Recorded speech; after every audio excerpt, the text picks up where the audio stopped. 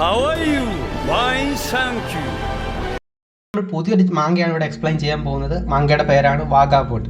വാഗാബോണ്ടിലെ chapter 1 ആയ ഷിൻമൻ തക്കേസോ എന്നുള്ള ചാപ്റ്ററാണ് ഇവിടെ ഡിസ്കസ് ചെയ്യാൻ പോകുന്നത്. ഈ മാങ്ക എഴുതിയ ഓതർ താക്കി ഇക്കോയിനോയാണ്.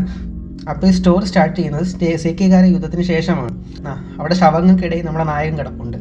നമ്മുടെ നായകൻ്റെ പേരാണ് ഷിൻമൻ തക്കേസോ. അവൻ മഴവെള്ളം കുടിച്ച് സ്വന്തം ദാഹം അകറ്റാൻ ശ്രമിക്കുകയാണ്. പക്ഷേ അതൊന്നും അവന് ഒതുങ്ങുന്നില്ല. അവിടെ സെക്കിഗാരിലെ യുദ്ധമെല്ലാം കഴിഞ്ഞിരിക്കുന്നു. ഷിൻമൻ തക്കേസോ ആ ശവങ്ങളുടെ ഇടയിൽ ഒത്ത നടുക്കിന് കിടക്കുകയാണ്. അവൻ അവശനാണ്. അവന് മുറിവുകളുണ്ട്. കുറച്ച് അകലെ നിന്ന് കുറേ കുതിരകളുടെ കൊടമ്പാടികളുടെ ശബ്ദം കേൾക്കാം. അവൻ്റെ ശ്രദ്ധ അങ്ങോട്ട് തിരിഞ്ഞു. അത് കുറേ സാമുറായിസ് ആയിരുന്നു. ആ സാമുറായിസ് ആരും തക്കേസോനെ നോട്ടീസ് ചെയ്തില്ല. അത് അവർ ആ വഴി അങ്ങ് പോയി. പിറ്റേന്ന് നേരം പുലർന്നു. ഷിൻമൻ തക്കേസോ ഉറങ്ങുകയാണ്. ഷിൻമൻ തക്കേസോ കുറച്ച് ദൂരെ നിന്ന് വേറെ ഏതോ ഒരു ആളിൽ നിന്നൊരു മൂളൽ കേട്ടാണ് കണ്ണു തുറക്കുന്നത്. മറുവശത്ത് നമ്മൾ നെക്സ്റ്റ് പ്രൊട്ടാഗണിസ്റ്റിനെയാണ് പരിചയപ്പെടുന്നത്. ഈ പുള്ളിക്കാരൻ്റെ പേരാണ് മാതാഹാഷി. മാതാഹാഷി ആകെ നിരാശനാണ്. മാതാഹാഷി സ്വന്തമായിട്ട് പറയുന്നത്, അമ്മ എന്നോട് ശ്രമിക്കണം, ഞാൻ എൻ്റെ ഗ്രാമത്തെ വിട്ടു, ഞാൻ എൻ്റെ ഗ്രാമം വിട്ട് ഇവിടെ വന്നു, എന്നോട് ശ്രമിക്കണം, ഞാൻ എൻ്റെ ഓട്സു ആരാന്ന് പിന്നീട് നമുക്ക് മാങ്കെ മനസ്സിലാവും. ഓട്സുവിനെ ഉപേക്ഷിച്ച് ഞാൻ ഇവിടെ വന്നു. പെട്ടെന്നൊരു കുന്തം വന്ന് മാതാഹാഷിയുടെ ഫ്രണ്ടിൽ വന്ന് തറയ്ക്കും. അതിജീവകൻ.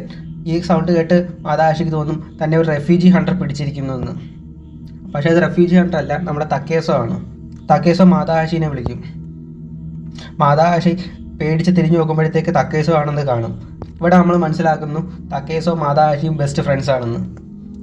മാതാഹാഷി ആകെ പേടിച്ചിരിക്കുകയാണ്. അവർ രണ്ടുപേരും അവിടെ നിന്ന് തങ്ങളുടെ യാത്ര തുടരും. അവർ നടന്ന് ആകെ ക്ഷീണിക്കും. രണ്ടുപേരും അവശരാണ്, ഇഞ്ചേർഡുമാണ്. ഒരിടത്തെത്തുമ്പോൾ അവർ നടക്കാൻ പറ്റാതെ റെസ്റ്റ് എടുക്കാനായി തീരുമാനിക്കും. അങ്ങനെ മാതാഹാഷി എന്തെങ്കിലും പുല്ല് പറിക്കാനായിട്ട് പോകും, കഴിക്കാനുള്ള ആവശ്യത്തിനായി. അതേ പക്ഷം മുസാഷി മറ്റിടത്ത് മാറി സ്വന്തം മുറിവുകൾ ചികിത്സിച്ച് മാറ്റാൻ നോക്കും. മാതാഹാഷി പറയുന്നുണ്ട്, ഇതിനു വേണ്ടിയാണോ നമ്മൾ നാട് വിട്ടത്? നമ്മൾ നമ്മുടെ നാടായ സാക്കുഷ വിട്ടു. എന്തിനു വേണ്ടി? കുറേ പേരുണ്ടാക്കാനായിട്ട്. എന്നിട്ട് നമ്മൾ എന്തുണ്ടാക്കി? ഒന്നും ഉണ്ടാക്കിയില്ല. ശരിക്കുമുള്ള വെപ്പൺസ് കിട്ടിയിരുന്നെങ്കിൽ എന്തായാലും ചെയ്യാമായിരുന്നു എന്ന് തക്കേസോ മനസ്സിൽ കരുതുന്നു. പെട്ടെന്ന് തക്കേസുവിൻ്റെ പുറകിൽ ഒരു കുതിരയുടെ കാൽക്കുളമ്പടി കേൾക്കുന്നു. അത് കേട്ട് തക്കേസു അങ്ങോട്ടേക്ക് അറ്റൻഷൻ തിരിക്കുന്നു. മാതാഹാഷിയാണെങ്കിൽ ഇതൊന്നും അറിയാതെ തൻ്റെ കഥ പറഞ്ഞുകൊണ്ടിരിക്കുന്നു. തനിക്ക് ഒട്ടും പ്രതീക്ഷയില്ലായിരുന്നു ഇനിയും തനിക്ക് ജീവിക്കാൻ പറ്റുമെന്ന്. കഥ തീർന്നെന്നാണ് കരുതിയത് പുള്ളിക്കാരൻ. പെട്ടെന്നൊരു കഥാന കൊണ്ട് മാതാഹാഷിയുടെ കഴുത്തിന് പുറകെ ആരോ വെക്കുന്നു. മാതാഹാഷി വിചാരിച്ചു ഇതും തക്കേസോയുടെ കളിയായിരിക്കും, തക്കേസോ ആയിരിക്കും. അതും പറഞ്ഞ് തട്ടി വിട്ട് 2 പുല്ലെടുത്ത് പുറകോട്ട് എറിയും.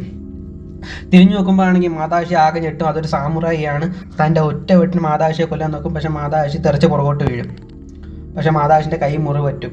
മാതാഹാഷി തൻ്റെ കൈ പൊത്തിപ്പിടിച്ച് തൻ്റെ കഥ തീർന്നെന്ന് പറഞ്ഞിരിക്കുമ്പോഴാണ് സാമുറായി സ്വന്തമായി തന്നെ താഴെ വീഴുന്നത്. ഈ അവസരം മുതലാക്കി മാതാഹാഷി ഓടി രക്ഷപ്പെടാൻ ശ്രമിക്കും. മാതാഹാഷി തക്കേസോനെ തിരക്കുന്നുണ്ട്. അപ്പം മറുവശത്താണെങ്കിൽ തക്കേസോ ഒരു സാമുറായിയുടെ കൈ പിടിച്ചു വെച്ചിരിക്കുന്നു. മറ്റേ സാമുറായി തക്കേസോനെ ആക്രമിക്കാനും പോകുന്നു.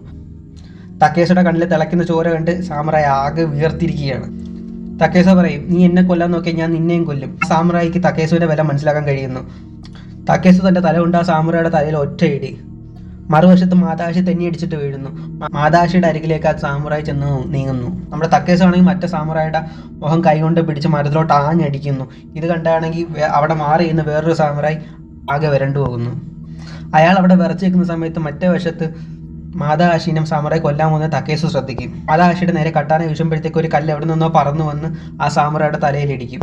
പെട്ടെന്ന് തന്നെ തക്കേസോ ഒരു കമ്പെടുത്തോണ്ട് വന്ന് തൻ്റെ ഫുൾ പവറിലും ആ സാമുറായിയുടെ തലയിൽ ആഞ്ഞടിക്കും.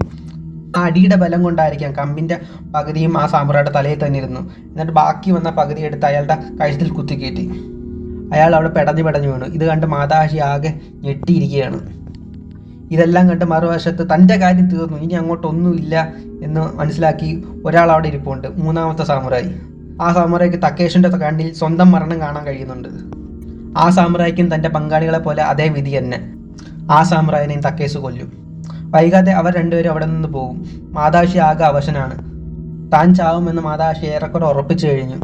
പക്ഷെ തക്കേസോ അങ്ങനെയല്ല. തക്കേസോ സ്വന്തം പേരെടുത്ത് പറയും, ഷിൻമൻ തക്കേസോ.